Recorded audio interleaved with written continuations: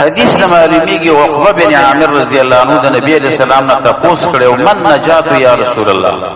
د دې فتنو نه بد نجات ذریعہ سي د دې فتنو نه بسړې څنګه بچيږي فتنه څه بلا نه ده چې د شخري به او روانه به ته به ځان بچکه موږ تاسو ټول په دې فتنو کې اخته یو خړې فتنې دي داسې فتنې دي چې اگر کوم ته نفکاري خدا ټولي فتنې دي ګوره په کاروبار کې ست دکان کې کاروبار کې بازار ته دا عظیمه فتنه ده ته څنګه ځان ساتي ته په دې لار کې رواني فتنې دي څنګه به ځان ساتي قسم خبره به اوريدا فتنې دي دنه به څنګه ځان ساتي دا ټولي فتنې دي زموږ د معاشره زمونږ استادو د فتنو نه ډکه ده نو هغه ته تاسو کې نجات وایي نبی عليه السلام ورته درې خبرې وښودلې املک علیک لسانک یو جبا کنټرول کا جبا به کنټرول کې نه ته به ډیرو فتنو نه بچ او زمونږ جبا نه کنټرولې جبا به څنګه کنټرولې دا ډیر ګران کار دی که په سیاست کې خبره شروع شي هر سړی اوله درجه کې سیاست دی خود روخ کی وای خ غیبت په دې سیاست کې کوي خ تهمتونه په دې سیاست کې لګاو کنه لګاو یو باندې تهمت لګول بل ته هر یو سړي ځان لا سیاسي لیډر د ځان نه جوړ کړي دي دا سیاسي بحثونه چې زمونږ استادو کېږي رښتیا وي ولا په کومه درجه کې دي دا سړي سوچ کړي چې دا څه وایم او زه څه اورم کدینی بحثونه منګو تاسو کو مليانو پسې علماء پسې بدر دیو علماء پسې تهمتونه لګو تکه بد چا یاد نه یو غټ علماء پسې خبرې کوي علماء پسې بلګي بل چا پسې خبرې نه علماء پسې خبرې بیا علماء حق پسې خبرې وکړي دا جبه دا کله ته کنټرولې غیبت په دې باندې کیږي تهمت په دې لګيږي چغلی په دې باندې منګو تاسو کو یو بل پس خبرې کو که سیاسي وي که مذهبي وي که هر څه وي دا جبه به موږ څنګه کنټرولو لویه فتنه خدا ده هر سړی سیاسي دی هر سړی مفتی دی که دینی بحث شروع شي هر سړی مفتی دی که سیاست شروع شي هر سړی الګ استاد سیاست سره کار دی خپل کې لګیا دی خپل کار وکړي تعالی څه فائدہ ده کپلان کې راشي تعالی سو قبل راشي تعالی اساس زړه خوري اسې دې جبه کا کړه کړه وګونه دي خراب کړل ګناه دي وبټل ضرورت څه دي ستا په دې بحث کېږي د سره برخه پکې مالا کته اخبار وګورې نو څه چل وو اول اخره پورې بعض خلک اخبار ګوري ګڼټو ورته نشته الکه په دې اخبار کې څه دي کې دې څه ټول دروغ دي په دې کې ذکر خبره کوي څوک به خبرونه اوري دسي به خبرونه اوري د قران نه زیات هغه اوري اذان بده سينه اوري لکه خبرونه لکه دي خبرونه کې دي چې ته د اتیا کاله چې دا خبرونه واوري د څه فائدہ دي وکړه عمر دې ضایع ځان دې تباہ او برباد املک علیک لسانک یودا وليسعک بیتک تعالی دې خپل کور زیاده خپل کور کې ډیر اوسېګا کور کې به د فتنو نه بچي جمعه او کور د فتنو نه بچ کېدو ذریعہ د عزت مندو کور کې چې ناس د نظر حفاظت بدی کیږي کم از کم غیبت نه به بچي چغلی بنه کیږي غیبت بنه کیږي غیبت به چا اوري نه د بچو تربیت وو کې کور کې به کور احوال نه خبر شي ول یساک بیت ته کور دې تعالی زیاده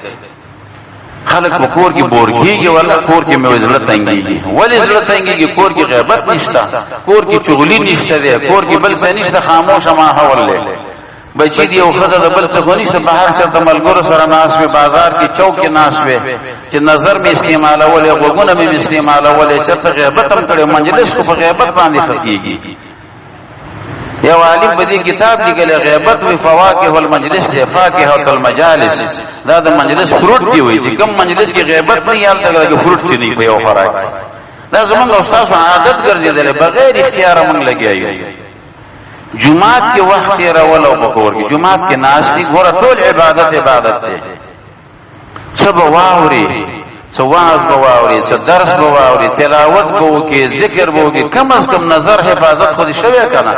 وګونه دې بچ دي جبه دې بچ کا نظر دې بچ د فتنو نه خو بچي کنه په جمعات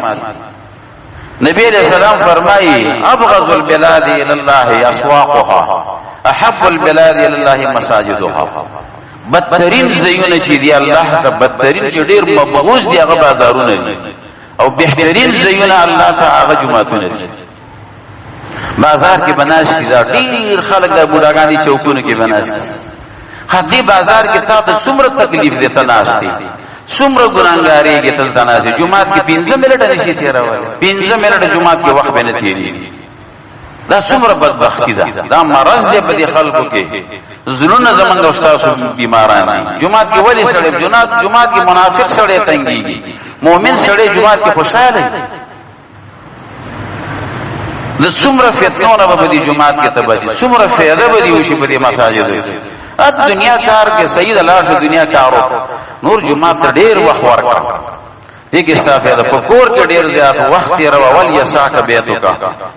اسی بدا خلق بهر ګرځي بهر بوزي دا شپې به یو ځای کې شپه کول بل ځای کې شپه کول د ملګرو سره کور به پریږي دا غونو سبا ټولي فتنی دي بهر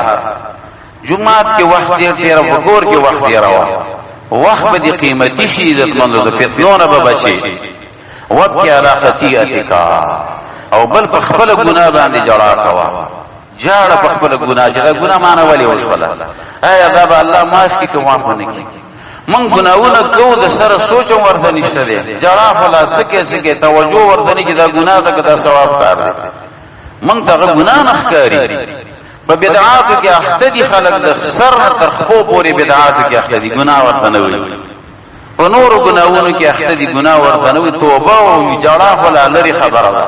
چې سړی په خپل ګناه باندې وجوړي چې مانه دا ګناه ولي وشوله آیا دا به الله معافي کنه ته به وایي چې د هر سړي سره دا یقین دهانی شوی دا چې ته به الله له نور دې ته به نمرې ستا دا دنیا دا ټول عمر به دغسې ژوند دی داسې نه د عزتمندو په ګناه باندې جړا پښیمانه کېدل د هغې نه توبه ویستل او ګناهونه خو موږ نه خامخا کېږي کوم یو سړی د ګناه نه بچ دی هېڅوک هم نه بچ کېږي نو په ځای دی چې سړی په دې چوکونو کې ناست ډېر بوډاګان موږ وینو او ډیرو ته موږ دعوت هم ورکړي الله باندې د جمعات کې کنه ډیره فایده به وي حتی حالت کیسه په دې چوک کې ناست دا هغه ځان خدای جمعات بهتر دی ملائک به د دعاګانې غواړي دا باندې کله ناشي کله یو ګاډي لګوري کله بل سپینی ګيري به نیول دا عمر دې ځواني خو دې څنګه تیرا کړی دا بوډاواله هم ستاده حال له کار نه چې بچو تعالی چټي درکړي دا ډیر بوډاګان د بچو چټي ورکړي چې کاکاجي پلار ته کار مکوا دا د بچو ور سره شفقت دی چې تب کار نه کې خیر دی هغه راشي دی چوک کې نه دینه په تعالی کاروبار خدای بیا تلل شه د کاروبار کې دی ګنا نه خو بچی کنه بچو د لدی د بار چټي درکړي دا هغه وی چې زمونږ او داس کا وکلاري جمعات کې ناس تلاوت کا دا د چوک کې کلاري نه دا بچی مولا نه وی چې کار کې چوک کې نه دینه خو کاروبار خدای راځه هیڅ شرم نه دی چوک دی جوړ د دی بازار نه د کاروبار ولا خدای اهل مدینه په څلوي قرانه کې چوټي ورکړل چې د الله بندگی کوه هغه الله بندگی او جهادونه او دعوت دغه کارونه به کول دا به کلاري نصیحت کوي دلته به جمعات کې درسونه کیږي جمعات کې به واعظ نصیحت کوي دا به کلاري نصیحت دا څومره بدبختی ده دین ځان ساتل پکاري عزت مندو